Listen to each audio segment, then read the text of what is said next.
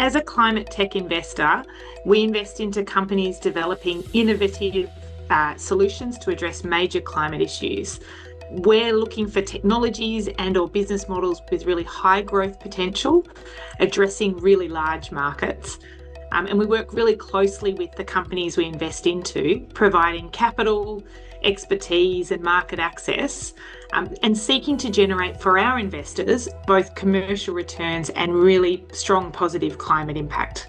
Ben and Blair and I, the three partners, have all come from a variety of different careers to focus on climate tech and energy transition investing, because we see the urgency of the need for solutions. But it is also, why do we then want to deploy venture capital into that space? Well, we see this is a once in a generation economic opportunity as well. And so we think that there's the perfect role for venture capital to play within that transition. Fund 2 is primarily investing around the Series A stage, but we are quite flexible. So we will invest in seed stage companies that have recently spun out of university programs, for example. And at the other end of the spectrum, we have invested into companies that already are achieving significant commercial traction. Our second fund has invested into 4 companies so far. We expect that to be at 6 before the end of 2025, and we would anticipate the full portfolio to be around 15 or 18 companies. So it would be approximately 1/3 invested at the end of 2025. And of those companies, 2 of the 4 today and 3 of the 6 at the end of 2025 are into Victorian headquartered companies. We're very pleased that Fund 2 is over $155 million today.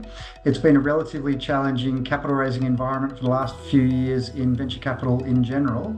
So it's really a great vote of confidence from a wide range of investors. And in particular, we'd like to thank Breakthrough Victoria for the role that they've played now in our capital raising efforts.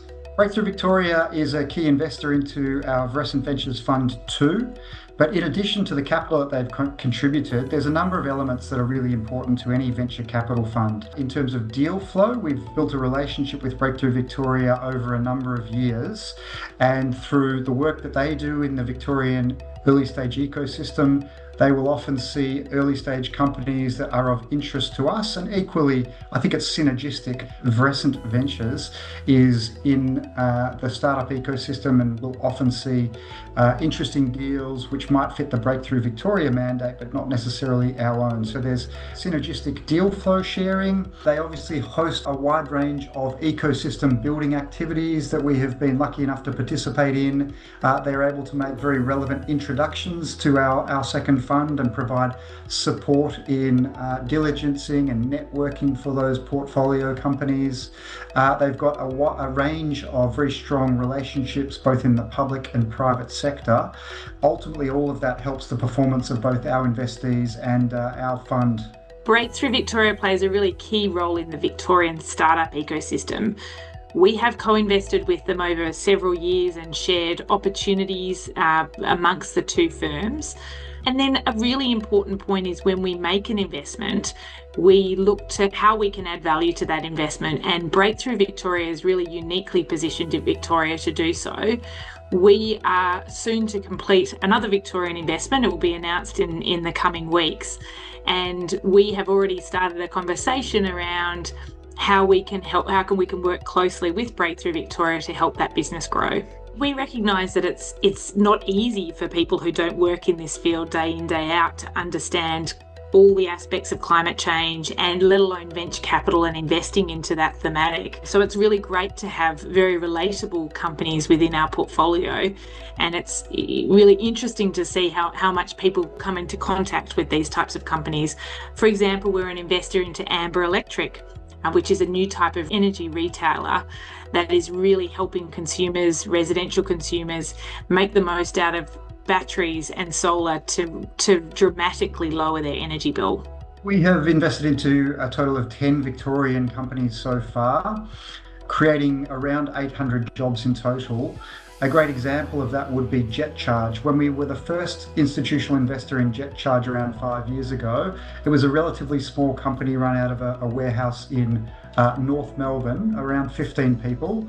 Today, it's headquartered in Port Melbourne. It's over 160 people, the largest installer of electric vehicle recharging in the country.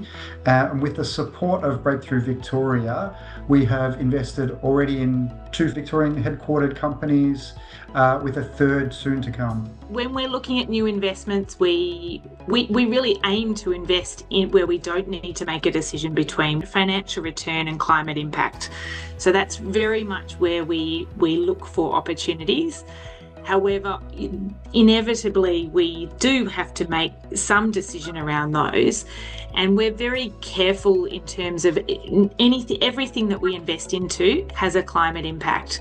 Very much thematically driven, very much looking for that impact.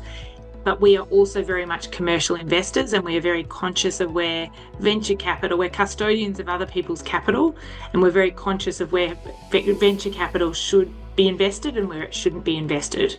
So we'll also very much, we want to ensure that everything we invest into has a really strong and measurable climate impact. And then we want to make sure that it is going to be incredibly commercially successful as well.